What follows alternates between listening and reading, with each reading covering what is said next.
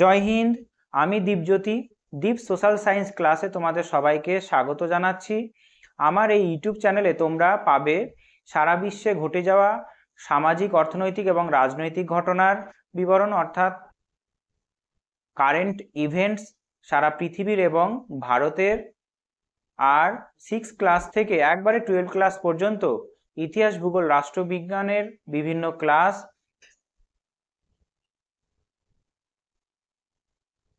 এবং বিভিন্ন পরীক্ষায় আসা প্রশ্ন এবং সাজেস্টিভ কিছু প্রশ্ন তোমাদের সামনে আমি উপস্থাপন করব। তোমরা যারা এখনো এই চ্যানেলটা ফলো করনি, তোমরা ফলো করতে পারো ক্লাসগুলো দেখার জন্য এবং বন্ধুদেরকে শেয়ারও করতে পারো। আমি একটা সিরিজ চালু করেছি, মাধ্যমিকের ইতিহাস এবং ভূগোলের সম্পূর্ণ ক্লাস এবং প্রশ্ন উত্তর পর্ব, যেখানে আমি মাধ্যমিকে পশ্চিমবঙ্গ বোর্ড থেকে যে সিলেবাস নির্ধারিত করা আছে সমস্ত সিলেবাস আমি এই চ্যানেলে কভার করব ইতিহাস এবং ভূগোলের। তার সঙ্গে টেস্ট পেপার সলভ, বিভিন্ন প্রশ্ন, এমসিকিউ, বড় প্রশ্ন, ছোট প্রশ্ন, সমস্ত কিছু আলোচনা করব। অর্থাৎ সাধারণভাবে বলা যায় যে মাধ্যমিকে যা করা উচিত এই দুটো সাবজেক্টের জন্য পড়ানো দায়িত্ব সম্পূর্ণরূপে আমার। তোমরা এই চ্যানেলটা ফলো করতে পারো যারা মাধ্যমিকের স্টুডেন্ট আছো। আর যারা অন্যান্য বিষয়গুলো দেখতে চাও, সেটা 6 থেকে 12 ক্লাস পর্যন্ত এবং সারা ভারতের এবং পৃথিবীর যে কারেন্ট ইভেন্টসগুলো হচ্ছে সেইগুলো দেখার জন্য সাবস্ক্রাইব করতে পারো। 6 থেকে 12 ক্লাস পর্যন্ত আমি ক্লাস, গুরুত্বপূর্ণ ক্লাস এবং সাজেস্টিভ প্রশ্ন তোমাদের এই চ্যানেলে দেব। তবে আজকে মাধ্যমিকের ইতিহাসের 5 নম্বর ক্লাস, এর আগে 4টে ক্লাস আমি করিয়েছি। সেখানে প্রথম চ্যাপ্টারের যে ইতিহাসের ধারণা আছে, সেই প্রথম চ্যাপ্টারের আধুনিক ইতিহাস চর্চার যে বৈচিত্র্য ভাগটা আছে, সেই আধুনিক ইতিহাস চর্চার বৈচিত্র্য ভাগের আমরা 3টে বিষয় করে ফেলেছি। একটা নতুন সামাজিক ইতিহাস, একটা খেলার ইতিহাস এবং খাদ্য অভ্যাসের ইতিহাস। চ্যানেলে তোমরা যাও, প্লে লিস্টে দেখো লেখা আছে মাধ্যমিকের ইতিহাস WB বোর্ড 10 ক্লাস। ঠিক আছে, আজকে তোমাদের সঙ্গে আলোচনা করব পোশাক পরিচ্ছদের ইতিহাস। পোশাক পরিচ্ছদের ইতিহাস তোমাদের সঙ্গে আলোচনা করব।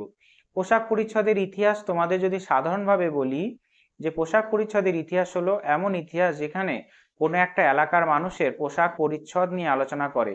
সেই এলাকার মানুষের পোশাক পরিচ্ছদের ইতিহাস যদি তোমরা দেখো, সেখানকার মানুষের আর্থসামাজিক অবস্থা কেমন, তাদের পোশাক আশাক কি করে বিবর্তন হলো, তাদের পোশাকের উপর জলবায়ুর প্রভাব কি, ধনী দরিদ্রের বৈষম্য আছে কিনা, নারী পুরুষের বৈষম্য আছে কিনা, এই বিষয়গুলো পোশাক পরিচ্ছদের ইতিহাস থেকে তোমরা জানতে পারো।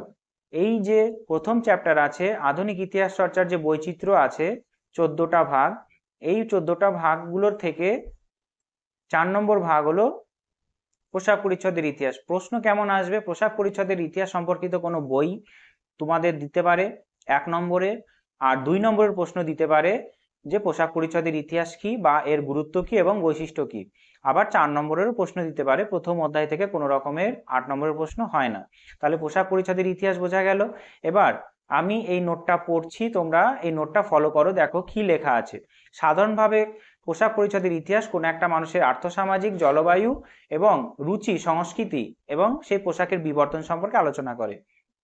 কি বলছে, পোশাক পরিচ্ছদের ইতিহাস চর্চার মধ্য দিয়ে পোশাক পরিচ্ছদের উদ্ভবের প্রচলন, ইতিহাস জানা যায়। পোশাক পরিচ্ছদের একই সঙ্গে ব্যক্তির আর্থসামাজিক অবস্থা, রুচি, সংস্কৃতির পরিচয় তুলে ধরে এবং সংশ্লিষ্ট যুগ এবং সমাজের প্রযুক্তিগত অবস্থা সম্পর্কেও ধারণা দেয়। এইখানে যে আর্থসামাজিক আছে, এই যে শব্দটা, এই শব্দটা আর্থসামাজিক নয়, আর্থসামাজিক হবে, আর্থসামাজিক হবে। এখানে বানান একটু মিস্টেক হয়েছে, কারেকশন করে নেবে। আর্থসামাজিক অবস্থা বলতে বোঝায় সে ধনী কিংবা গরিব কিনা, তার রুচি, এই সমস্ত বিষয়গুলো তুলে ধরে। তার সংস্কৃতি কেমন, অর্থাৎ তোমরা যদি ভারতের ইতিহাস দেখো পোশাক পরিচ্ছদের, যে দক্ষিণ ভারতের মানুষের পোশাক আলাদা, উত্তর ভারতের মানুষের পোশাক আলাদা, হিমালয়ে যারা বসবাস করছে তাদের পোশাক আলাদা। দক্ষিণ ভারতে যারা পোশাক পরে তাদের যে পোশাক আছে অনেকটা পাতলা, কারণ সেখানে সারা বছরই প্রায় গ্রীষ্ম ঋতু থাকে। উত্তর ভারতে শীত ঋতু আসে, আবার গ্রীষ্ম ঋতু আসে, তাই ঋতু অনুযায়ী পোশাকের ধরন পাল্টায়। আবার হিমালয়ে, জম্মু কাশ্মীর, সিমলা, মানালি এই জায়গাতে প্রায় সারা বছরই উষ্ণতা অনেকটা ঠান্ডা থাকে, তাই তারা সারা বছরই মোটা উলের জামা কাপড় পরে। অর্থাৎ এই পোশাক পরিচ্ছদ থেকে তোমরা জলবায়ু জানতে পারবে। ভারতের জলবায়ু বিভিন্ন, তাই পোশাকও বিভিন্ন। তারপর পোশাক পরিচ্ছদের বৈশিষ্ট্য যদি দেখো, প্রথম বৈশিষ্ট্য বলছে যে পোশাক পরিচ্ছদের উদ্ভব ও তার বিবর্তন চিহ্নিত করে। পোশাক পরিচ্ছদের 2 নম্বর বৈশিষ্ট্য কি বলছে, পোশাক পরিচ্ছদের ইতিহাস সমাজের অভিজাত মানুষের পোশাকের ভিন্নতার তাৎপর্য ব্যাখ্যা করে। অর্থাৎ অভিজাত মানুষ, ধনী গরিব মানুষের যে পোশাকের ভিন্নতা তার তাৎপর্য কি সেটা ব্যাখ্যা করে। স্বাস্থ্যসম্মত পোশাকের উদ্ভব ও তার বিবর্তন চিহ্নিত করে। অর্থাৎ মানুষের যে স্বাস্থ্যসম্মত পোশাক কোনটা পরলে ভালো হয়, স্বাস্থ্যের দিক থেকে কোনটা ভালো, আমরা জানি সাধারণভাবে সুতির পোশাক স্বাস্থ্যের জন্য ভালো, সেই বিবর্তনকে চিহ্নিত করে। তারপর 4 নম্বর বৈশিষ্ট্য কি বলছে, পোশাক পরিচ্ছদ তার নিজস্ব এলাকার জলবায়ু আবহাওয়ার পরিবর্তনের উপর নির্ভর করে। যেমন আমাদের ভারতের উদাহরণ বললাম যে দক্ষিণ ভারতে এক ধরনের পোশাক, উত্তর ভারতে আরেক ধরনের পোশাক, আর মধ্য ভারতে আরেক ধরনের পোশাক। কি বলছে যে পোশাক পরিচ্ছদ তার নিজস্ব এলাকার জলবায়ু আবহাওয়ার পরিবর্তনের উপর নির্ভর করে। উষ্ণ আবহাওয়ার জন্য ভারতীয় উপমহাদেশে বেশিরভাগ অনেকে কি পরে, সুতির ঢুলে ঢালা পোশাক ব্যবহার করেন, আবার অন্যদিকে ইউরোপের লোকেরা ঠান্ডার জন্য গরম পোশাকের ব্যবহার করেন। অর্থাৎ পোশাক পরিচ্ছদের ইতিহাস কোন একটি এলাকার জলবায়ু নির্দেশ করে। অর্থাৎ তোমাকে ইউরোপে যেতে হবে না, ভারতের মধ্যেই যে জলবায়ুর বৈচিত্র্য আছে, জলবায়ুর বৈচিত্র্যের জন্য ভারতের মানুষের পোশাক আশাক আলাদা আলাদা। তুমি হিমালয়ে যাবে মোটা উলের পোশাক, দক্ষিণ ভারতে যাবে হালকা ঢিলেঢালা পোশাক পরছে। পোশাক পরিচ্ছদের ইতিহাস কোন একটা অঞ্চলের মানুষের কি তুলে ধরে, আর্থসামাজিক অবস্থা। আর্থসামাজিক মানে ধনী গরিব, ধনী কতটা ধনী কতটা গরিব, সেই ব্যবস্থা কতটা আছে সমাজে সেটাও তুলে ধরে, আর্থসামাজিক অবস্থাও তুলে ধরে। তারপর পোশাক পরিচ্ছদের গুরুত্ব কি হবে, প্রথম গুরুত্ব বলছে যে পোশাক পরিচ্ছদের ইতিহাস থেকে আমরা কোনো একটি সমাজের মানুষের অর্থনৈতিক অবস্থা কতটা উন্নত সেটা জানতে পারি। অর্থনৈতিক অবস্থা হয়েছে ধনী গরিব, মানুষের কতটা ইনকাম, পার হেড কতটা ইনকাম, যত ভালো ইনকাম তত ভালো পোশাক পরবে মানুষ। তারপর বলেছে 2 নম্বর, কোন একটি অঞ্চলের জলবায়ুর অবস্থা কেমন সেটা পোশাক পরিচ্ছদের ইতিহাস বলে জানা যায়, আমরা একটু আগে জানলাম। পোশাক পরিচ্ছদের ইতিহাস চর্চা থেকে যে কোনো পোশাকের বা পরিধান রীতির উদ্ভব ও বিকাশের ইতিহাস জানা যায়। কি করে এই পোশাক পরিচ্ছদ রীতি উদ্ভব হলো, কি করে বিকাশ হলো সেটা জানা যাচ্ছে।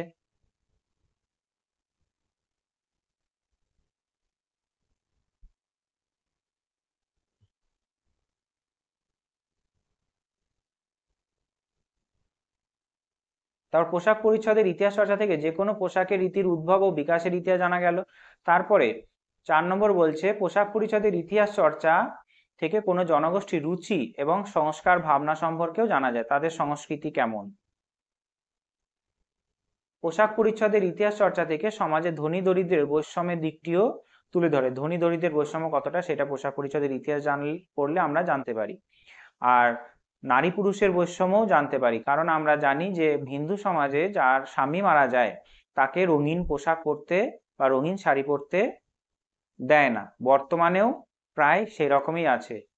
ঠিক আছে, আগে তো ছিলই না, এখনো তাও অনেক জায়গায় দেখা যায় যে নারীরা স্বামী মারা যাওয়ার পরে রঙিন পোশাক পরে না। পোশাক পরিচ্ছদ সম্পর্কে গুরুত্বপূর্ণ তথ্য কি কি আছে, গুরুত্বপূর্ণ তথ্য আছে। প্রথম গুরুত্বপূর্ণ তথ্য বলেছে পার্সি মেয়েদের মতো কুচি পরা শাড়ি নতুন স্টাইল শুরু করেছিল ভারতে প্রথম আইসিএ সত্যেন্দ্রনাথ ঠাকুর, তার স্ত্রী জ্ঞানদানন্দী দেবী, যা ব্রাহ্মিকা স্টাইল নামে পরিচিত। চিত্রা দেবী ঠাকুরবাড়ির যে অন্দরমহল গ্রন্থ থেকে এ বিষয়ে আমরা তথ্য জানতে পারি।